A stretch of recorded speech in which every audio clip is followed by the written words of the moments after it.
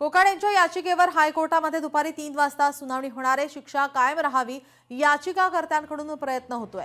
याचिकाकर्ते हायकोर्टात बाजू मांडणार, आम्हाला न्याय मिळेल अशी अपेक्षा आहे।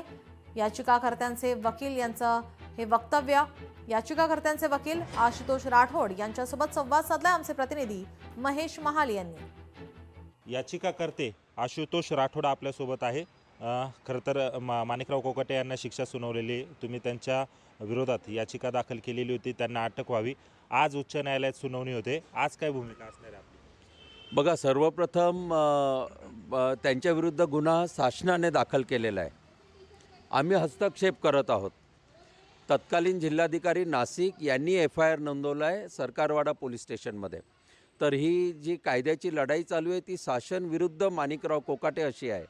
आम्ही हस्तक्षेप करत आहोत कारण की माजी मंत्री तुकाराम दिघोळे साहेब यांच्या तक्रारीच्या अनुषंगाने हा सर्व घोटाळा उघडकीस आलेला आहे। आणि दिघोळे साहेबांच्या कन्या ॲडव्होकेट अंजली दिघोळे या माझ्या पक्षकार आहेत, मी माझी पक्षकाराची बाजू मांडतो आहे। आता राहिला प्रश्न अटकेचा, तर इथे अटक होणं, अटकेसाठी पथक पाठवणं हा सर्व फार्स करण्याची गरज नाही। कोकाटे साहेब स्वतः लोकप्रतिनिधी आहेत, स्वतः ॲडव्होकेट आहेत। उच्च न्यायालय, माननीय उच्च न्यायालयाने जर शिक्षेला स्थगिती दिली नाही तर ते स्वतःहून कोर्टापुढे शरण जातील। त्यासाठी पथक पाठवणं, अटक करणं या सर्व ड्रामाची गरज नाही असं माझं स्पष्ट मत आहे। आज दुपारी 3 वाजता माननीय उच्च न्यायालयात सुनावणीला सुरुवात होईल आणि मी अभिलेखावर जे पुरावे उपलब्ध आहेत तेच फक्त कोर्टापुढे आणणार आहे।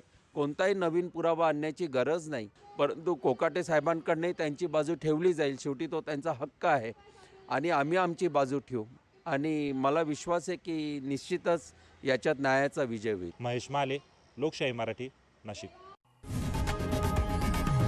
लोकशाही मराठी ऐका, पहा, जागरूक रहा।